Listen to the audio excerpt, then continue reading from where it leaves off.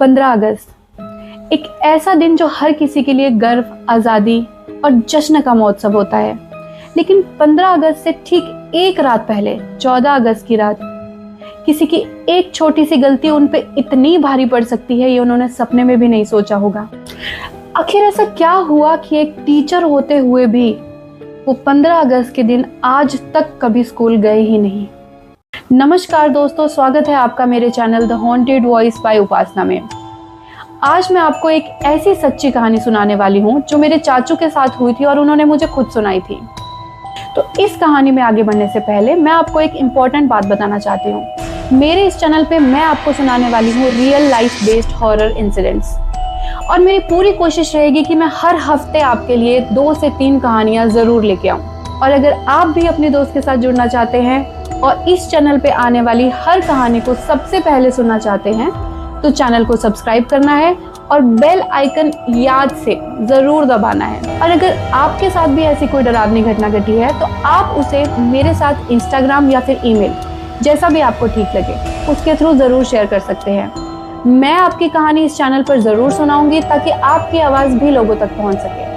तो बिना time waste करते हुए चलिए स्टार्ट करते हैं आज की ये कहानी। आज की जो कहानी है वो है हिमाचल प्रदेश के बिलासपुर की नैना देवी जगह की। और ये जो कहानी है वो मुझे मेरे चाचू ने सुनाई है, जो उन्होंने खुद एक्सपीरियंस की थी। बाय प्रोफेशन मेरे चाचू एक टीचर हुआ करते थे और ये बात है तकरीबन 20-25 साल पहले की। उनका बताना यह है कि उनका घर मेन रोड से तकरीबन 30 से 40 मिनट के ट्रैक के बाद आता था। प्रॉपर कोई रोड्स नहीं बने थे, ज़्यादा कोई फैसिलिटीज़ नहीं थी, तो उन्हें रोज़ स्कूल से अपने घर तक हमेशा ट्रैक करके ही जाना पड़ता था। अब हर स्कूल की तरह उनके स्कूल में भी 15 अगस्त की तैयारियां जोर शोर से चल रही थी। तो वो बताते हैं कि 14 अगस्त के दिन बच्चों की छुट्टी होने के बाद, सारी तैयारी ख़त्म करने के बाद उन्हें तकरीबन 3 से 4 बज जाते हैं और मॉनसून होने की वजह से बहुत तेज़ बारिश भी शुरू हो जाती है। लेकिन उन्होंने अपने साथ कोई अम्ब्रेला कैरी नहीं करा था, तो वो सोचते कि अब घर में कैसे जाऊंगा। तो इस पर जो उनके कलीग होते हैं, उनके साथ में जो टीचर होते हैं, उनका घर बिल्कुल पास में होता है। तो वो सोचते हैं कि चलो इनके घर पर जाया जाए जब तक बारिश नहीं रुक जाती, और जैसे ही बारिश रुकेगी तब वो वापस अपने घर चले जाएंगे। लेकिन बातें करते करते कब उन्हें 7:30 और 8 बज जाते हैं उन्हें पता ही नहीं चलता। लेकिन वो देखते हैं कि बारिश तो अभी भी नहीं रुकी है। तो इस पे उनके कलीग बोलते हैं कि आप आज यहीं पर रुक जाओ और कल सुबह 15 अगस्त मनाकर डायरेक्ट घर चले जाना।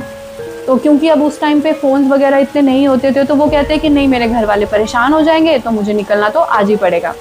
तो उनके कलीग उन्हें अम्ब्रेला देकर बोलते हैं कि ठीक है, कोई बात नहीं, आप फिर जाओ।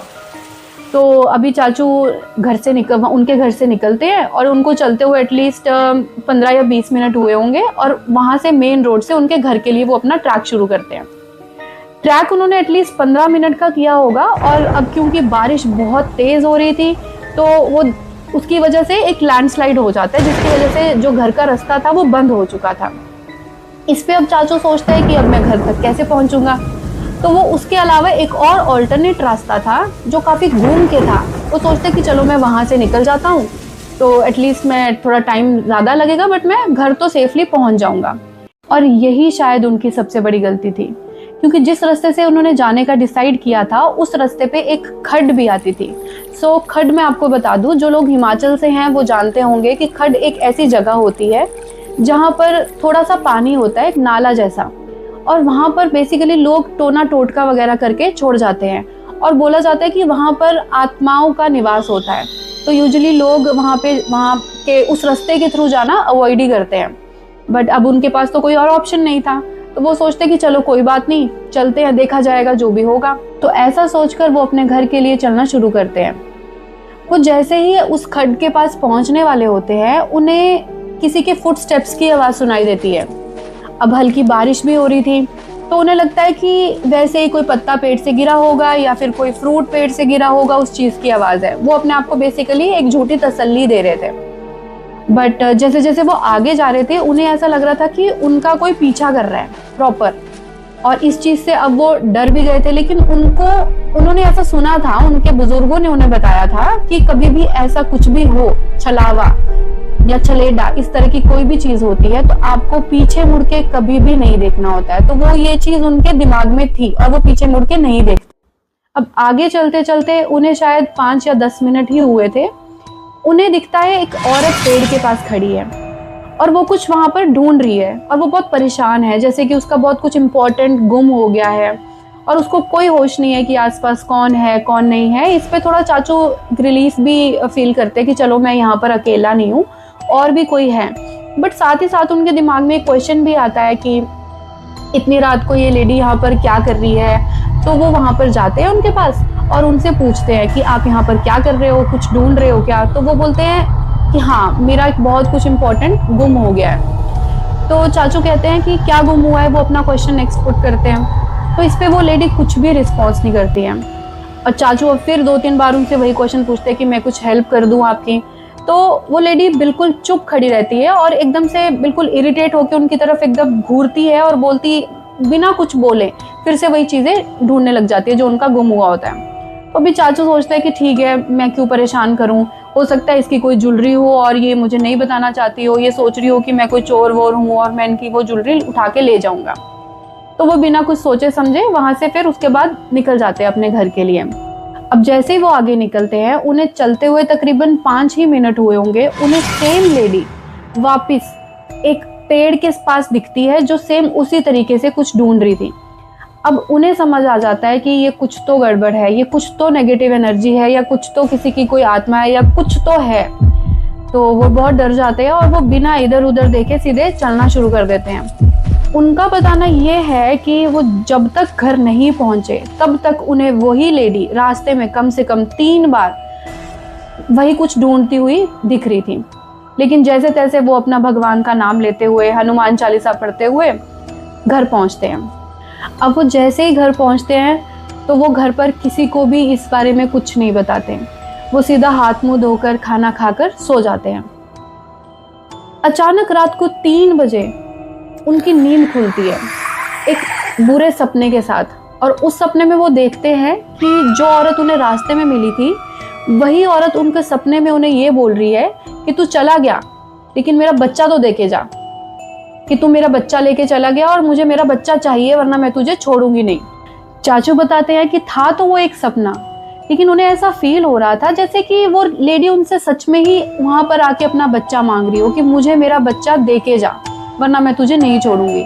वो बहुत डर जाते हैं और इसी वजह से उन्हें एक फीवर भी हो जाता है और जिस वजह से उन्हें अब नींद भी नहीं आ रही थी। जैसे तैसे सुबह होती है, वो बिना नींद पूरे किए अपने वापस स्कूल के लिए निकलते हैं। अब उन्हें उसी सेम रास्ते से स्कूल पे जाना था और यही बात सोचकर वो और घबराए हुए थे।